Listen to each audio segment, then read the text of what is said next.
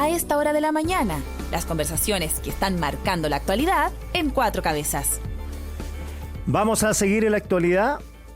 Estamos al teléfono con Pablo Ortúzar, académico, columnista, investigador del Instituto de Estudios de la Sociedad IES y del Centro de Políticas Públicas de la UC. Pablo, ¿qué tal? Muy buenos días. Hola, muy buenos días y muchas gracias por la invitación. No, gracias a ti, tan temprano además. Oye, Pablo, estábamos comentando la unción de Gonzalo Vinter como el candidato o precandidato del Frente Amplio. ¿Qué te parece la figura de Vinter y qué te parece la opción que tomó el Frente Amplio por él? Yo creo que, lo dije, yo tengo una buena opinión personal de Gonzalo Vinter, pero creo que no tiene la estatura intelectual que requiere, ni la experiencia, por supuesto, que requiere ser presidente de la República. Ese fue un daño no previsto, quizá, que produjo la elección del presidente Boric, que hoy día como que el estándar para ser presidente, de alguna manera, se empezó a considerar que cualquiera podía ser presidente y ahora tenemos como 250 candidatos. Por otro lado, en términos políticos, la elección de Vinter es básicamente, como dije también, elegir al jefe de la barra del presidente Boric, que es una especie de animador de la interna del Frente Amplio. O sea, es una candidatura que está orientada a subirle el ánimo a las propias bases, a ese 25%, digamos, leal, más que a buscar un triunfo electoral más amplio. Entonces, es una candidatura efectivamente de nicho. Oye, y tampoco tenían muchas opciones, ¿no? Cuando uno tiene, porque siempre decían desde el Frente Amplio, no, tenemos varias opciones. Yo creo que en la política cuando uno tiene varias opciones no tiene ni una opción, porque cuando tiene una opción clara o dos, no se discute tanto sobre el nombre y se echan 8 nombres arriba de la mesa, ¿no? Claro, pero en el fondo ese ya era un comentario en modo autoestima. Era como, pero todos estos son secos, mis amigos, el Juanito, el Pepito, todos podrían ser presidente de la República. Pero claro, lo que estaban escondiendo es que no tenían realmente a nadie de peso como para que efectivamente calzar ese zapato. Entonces, como decía, yo creo que se opta por una candidatura que tiene mucho de testimonial, pero ojo, porque el hecho de que sea testimonial no la hace irrelevante. O sea, yo creo que si uno mira más o menos la trayectoria de lo que ha hecho Gonzalo Vinter, lo que va a buscar va a ser una candidatura, si sigue esa línea, bastante agresiva, va a volver a los eslóganes antiguos del Frente Amplio, es como volver al Boric de primera vuelta, en algún sentido. Mira, porque te iba a preguntar precisamente eso, porque hay un Frente Amplio 1.0 que es el que es pre-gobierno, el 2.0 que es en el gobierno, y te iba a preguntar cuál es tu visión del Frente Amplio 3.0. En el intertanto han pasado años y estos muchachos que eran chicos ahora ya son más grandes, están cerca de los 40. Claro, pero en el fondo cuando uno ve el rol que ha venido cumpliendo Vinter, es básicamente negar que Gabriel Boric se haya distanciado del programa original. Por lo tanto, hacen la vista gorda respecto a todas las vueltas, las volteretas, pero también los aprendizajes, ¿cierto? O sea, una negación de la experiencia de gobernar en algún sentido. Porque dicen que básicamente el presidente no se ha salido del programa, que todo lo que han hecho es genial, que esto era justo lo que querían, más o menos. Entonces, va a ser una candidatura y al mismo tiempo reivindicar todos los eslóganes y los lugares comunes del Frente Amplio recién salido de la fecha. Entonces, ese yo creo que va a ser el tono con el que va a entrar Gonzalo Vinter, sabiendo que no tiene mayores opciones a la carrera presidencial, y es un tono tremendamente agresivo, altanero, etcétera. O sea, que no va a ser en ningún caso un aporte para la calidad de la política, pero como decía, lo que busca es como reavivar a las huestes, que obviamente están un poco decaídas. Recordemos que este es un gobierno que no tiene a nadie que lo defienda. O sea, es como 250 candidaturas, ninguna se declara de continuidad, y la de en el fondo Gonzalo Vinter probablemente se va a plantear como una continuidad, pero como una continuidad del proyecto original del Frente Amplio, no necesariamente de los actos concretos de este gobierno. Claro, yo te voy a preguntar si este gobierno del Frente Amplio fue un paréntesis dentro de una línea que partió desde la universidad o fue un hito que los va a cambiar de aquí en adelante? Porque la pregunta que tengo que hacer, hay una hipótesis totalmente factible que la derecha gane el gobierno. Entonces la pregunta es, que se la ha preguntado bastante gente Frente Amplio, en la oposición, ¿van a volver a ser como fueron oposición a Piñera? Obviamente que el contexto es distinto, pero entendiendo los principios básicos, ¿o van a ir a la moderación después de salir del gobierno? Yo creo que el que va a tener esa manija esta vez va a ser el Partido Socialista y no el Frente Amplio. Que la vez pasada, el proceso anterior fue el Frente Amplio el que puso como precio para colaborar con el Partido Socialista y parte del PP, digamos que después al PP le pegaron una repasada bastante feroz. Fue el precio que puso el Frente Amplio en ese momento para construir, ¿cierto?, una especie de colaboración política, fue hacer una oposición sin concesión alguna al gobierno de Sebastián Piñera. Eso uno lo ve en el 2018, esto pre-estallido, y la primera parte del 2019.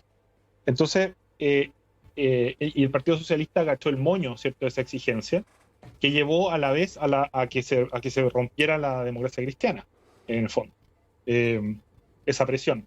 Pero hoy día el Frente Amplio tiene pocas cartas, creo yo, para ejercer una presión similar, y más bien el Partido Socialista yo creo que está en una mejor posición para poder obligar al Frente Amplio para mantener la unidad, ¿cierto?, del sector, a tomar posiciones más moderadas, si es que el Partido Socialista quiere, digamos, si es que, porque en el fondo la pregunta va a ser cómo quitarle de las manos el gobierno a la derecha, y yo creo que esta vez no va a poder ser a través de la agitación y el caos, digamos.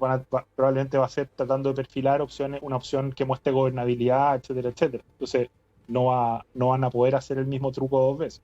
Ahora, ¿cómo ves tú el escenario si va Carolina Toa, candidata al PPD, y va Paulina Boanwich, por ejemplo, que suena harto en el Partido Socialista? Ahí la hipótesis es que si van esos dos, dividen la votación del socialismo democrático, y esto podría ayudar al candidato o candidata del Partido Comunista que no conocemos, o a Gonzalo Inter. La situación es bien terrible, porque la candidatura de Bodanovich, por ejemplo, yo no entiendo su justificación. ¿Cuáles son sus diferencias tan profundas con Carolina Toa que a nivel programático que pudieran justificar una otra candidatura de un perfil casi igual, solo que con menos trayectoria política, obviamente? Entonces, es porque el Partido Socialista necesita subirse el ánimo, es un tema interno en el fondo. Y tampoco es que Bodanovich esté arrasando en las encuestas y sea una decisión obvia y que estén empujados por el clamor popular para llevarla de candidata. No se entiende bien qué está pasando ahí. Claro. Y en el caso de los comunistas, bueno, es claramente los controladores del partido no están en la misma línea de la ministra, simplemente, y ellos querrían llevar a Jadwe, y uno dice, bueno, al hacerse evidente esa situación, igual se daña la candidatura de ella, porque al final ella está representando un partido que está dominado por esta gente que es impresentable, y que tampoco la quiere llevar a ella en el fondo, pero en el fondo ella, siendo una candidata con muchas condiciones, no claramente está rodeada de gente que nadie quiere ver en el Estado. Claro, yo hacía un cálculo desde el 2013, o sea, hace 12 años, que el Partido Socialista no tiene una campaña presidencial más o menos tranquila. Me refiero al 2013 porque su carta era Michelle Bachelet, que está escapada de la encuesta, bueno, y así lo demostró la elección después. Revela algo eso, ¿no? Porque tuvieron experiencias frustradas con Guillé y con Paula Narváez, dos experimentos que no dejaron nada, y ahora se vuelven a enfrentar a lo mismo, y yo he hablado con bases socialistas, dirigentes que no están a favor de la candidatura de Bodanovich, que me dicen lo mismo, que esto va a ser una especie de 3.0 de lo que ya vivieron anteriormente con Guillé y Narváez.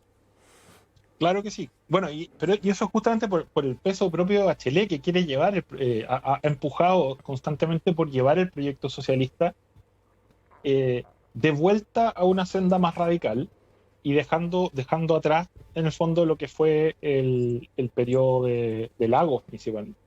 y que, bueno, y toda esta historia involucra también, ¿cierto?, que pasaron por las armas a Lago. Si lo bajan de manera bien indecorosa para favorecer a Guillet. Y eso no fue cálculo electoral, eso es porque hay una disputa política dentro del PS respecto a cuál tenía que ser el futuro del partido. Y la generación de Toá y la generación de Elizalde piensa que el futuro es el que está marcando Bachelet, y que es un futuro, esto lo piensa, estoy hablando del año 2010, 2012. Ellos piensan que en el fondo lo que hay que hacer es aliarse con el Frente Amplio, abrirse a estas nuevas corrientes, buscar la unidad de la izquierda incorporando al Partido Comunista y a otras cosas satélites, y también a la izquierda llamada en esa época extraparlamentaria, junto con los comunistas. Y ellos se la juegan por esa estrategia y por jubilar a Lagos y a sus pares, a esa generación. Y entramos en una espiral de desestabilización, ¿cierto?, de lo que fue la concertación, luego Nueva Mayoría, que fue muy determinante en la crisis que se vive el 2019, en mi opinión. Claro, toda esa aventura o no aventura del PS, creo yo, corrígeme tú, Pablo, se fue al tacho la basura con el primer proceso constituyente, donde la izquierda se pasó por el aro al Partido Socialista a la convención. Claro, o sea, no, y mucho antes, es que es una desestabilización, porque los liderazgos que surgen no son lo suficientemente fuertes. Bachelet, la generación perdida, en el fondo no toma control del partido, pero no tiene una conducción política fuerte, no tiene un proyecto claro. Ellos pensaban, además, que en el fondo ellos cómodamente se iban a poner a la cabeza del proyecto del Frente Amplio. Esa era la apuesta, y de hecho Bachelet incorpora a Revolución Democrática a su segundo gobierno. Ellos están a cargo de las reformas educacionales, Crispi y el otro Muñoz. Y la Constanza, y la Javiera Martínez también estuvo en ese grupo. Sí, y hubo más gente metida, dando vueltas en el gobierno. O sea, la apuesta pero Toá y Elizalde pensaban que en el fondo la generación nueva iba a respetar la fila. Y hacia el final de ese segundo gobierno de Bachelet viene el zarpazo que le pega el Frente Amplio a la concertación, a la Nueva Mayoría en ese momento. Crispi, González, toda esta gente renuncia hacia finales de ese año. Después les va muy bien en las elecciones, a la Nueva Mayoría le va muy mal, paga los platos rotos de Bachelet. Y el proceso que viene después, durante el segundo gobierno de Piñera, es, como decía al principio, el Frente Amplio diciéndole a la exconcertación, ex Nueva Mayoría, si ustedes quieren que nosotros los salvemos, van a tener que hacernos caso, y el costo de eso es hacer una oposición brutal a Piñera. Es un circo de acusaciones constitucionales, emplazamiento, etcétera, etcétera.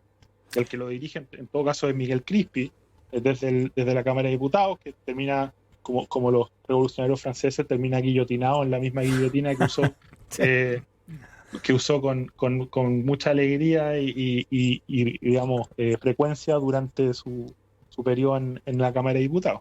Estamos conversando con Pablo Ortúzar, académico, columnista político. Pablo, a partir de lo que estamos conversando, ¿no te parece que al final Bachelet sigue como un tótem espiritual desde arriba, que va a seguir existiendo la idea que con Bachelet podían ganar y con todo el resto están en problemas? De hecho, hay una cuestión, casi un tic. Cuando asoma una candidata mujer, la primera pregunta, ¿se parece o no se parece a Bachelet?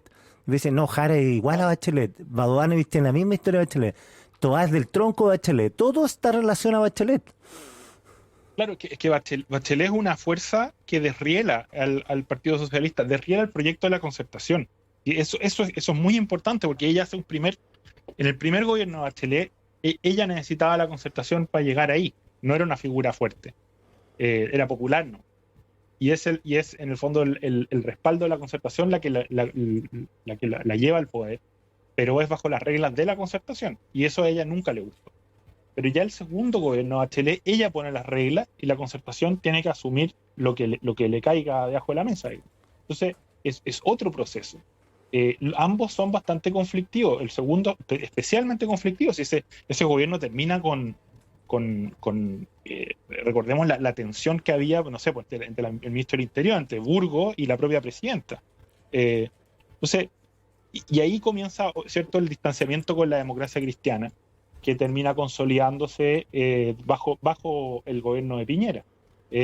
La primera acusación constitucional en contra de un ministro de Piñera, que ya no me acuerdo a estas alturas quién fue, creo que era el ministro de Salud. Santelice. Los que lo defienden son nada menos que Correa y Burgos.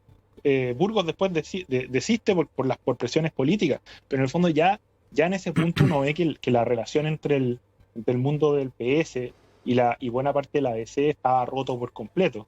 Y esa tendencia fue profundizada por el Frente Amplio, que siempre quiso excluir a la democracia cristiana de esta especie de nueva unidad popular que ellos pensaban. Que yo creo que es en todo caso un proyecto en el que ellos concuerdan con Bachelet. Yo creo que Bachelet tiene esa misma visión. Oye, Pablo, ayer cayó la senadora Isabel Allende por el Tribunal Constitucional. Políticamente es un golpe fuerte al allendismo, Allende o también al Partido Socialista. Hoy día algunos analistas especulan en el Mercurio que esto podría derivar en que el PS apoyara a Carolina Toá. Yo no estoy tan seguro de esa hipótesis, pero ¿qué te parece lo que ocurrió con Isabel Allende? Sobre todo teniendo en cuenta que desde el socialismo le echan la culpa de todas las chambonadas al Frente Amplio. Claro, obviamente o sea, nadie quiere hacer mucha leña al árbol caído, ¿cierto? Aquí hay una responsabilidad. La columna que publicó hoy día Carlos Peña, yo creo que es más o menos concluyente respecto a esto. O sea, evidente que una senadora con 30 años de ejercicio que jura respetar y hacer cumplir la Constitución debería saber, y no puede decir que no sabe, conocer las reglas que contiene esa Constitución, sino tampoco es un libro de 1000 páginas. Claro. Esto no es un reglamento perdido en algún lado, es como es algo que está en la Constitución, que además tiene mucha razón de ser, porque si los políticos pudieran estar haciendo siempre contratos a su propio beneficio con el Estado, todos entendemos que el potencial de corrupción que hay en eso es enorme, y por eso esa norma tiene rango constitucional. Entonces no se puede decir que la regla es irrelevante, no se puede decir que dé lo mismo, y en el fondo hacer la vista gorda aquí habría sido sumamente caro. Y el único recurso que les quedaba era esta discusión si el contrato se entendía celebrado una vez que se terminaban todos los procedimientos legales, o si uno entendía que el acto de celebración del contrato había sido realizado por la ministra por la ministra y por la senadora, una vez que ellas habían realizado todas las acciones necesarias para que el contrato fuera perfeccionado. Eso llama un debate como de administrativista. Pero claro, ella vio, en el fondo sus actos estaban orientados evidentemente a romper una norma de rango constitucional respecto a la cual no podía alegar que lo desconocía, pero claro, uno dice, aquí esto pasó por miles de ojos de abogados muy bien pagados, injustificadamente bien pagados, y ninguno se dio cuenta de algo tan evidente. Entonces también hay obviamente responsabilidad aquí del Frente Amplio. Yo creo que la responsabilidad ahí está más en el plano del Ejecutivo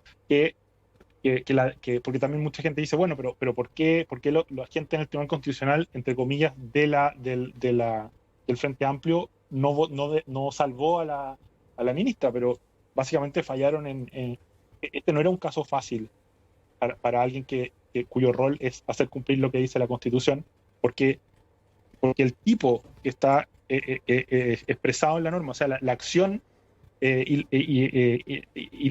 que va contra la ley está descrita de forma clarísima, y las consecuencias también. Entonces no queda mucho margen como para decir, mire, sabe que esto es otra cosa o da lo mismo. No, yo creo que en el fondo estaban fritos en ese ámbito. Y claro que le hace mucho daño en particular porque con Boric, en el fondo, la figura de Allende, de Salvador Allende, es parte como es como ¿cómo se puede decir? El gozne, el punto de encuentro entre el Partido Socialista y el Frente Amplio, si uno quiere. No Lagos, en el fondo, que era como el héroe moderno del Partido Socialista. al lago al revés. Para poder juntarse el Frente Amplio y el Partido Socialista, tuvieron que tirar al lago frente a una micro. Y eso, y ahora eso, en el fondo aquí se destruye a la hija y a la nieta se destruye la carrera política de ambas por culpa en buena medida del propio gobierno. Yo creo que esto obviamente agria un poco las relaciones entre el Frente Amplio y el PS. Pablo Ortúzar, como siempre, un agrado, 1.000.000 de gracias por la conversación. No, muchísimas gracias a usted y que sea un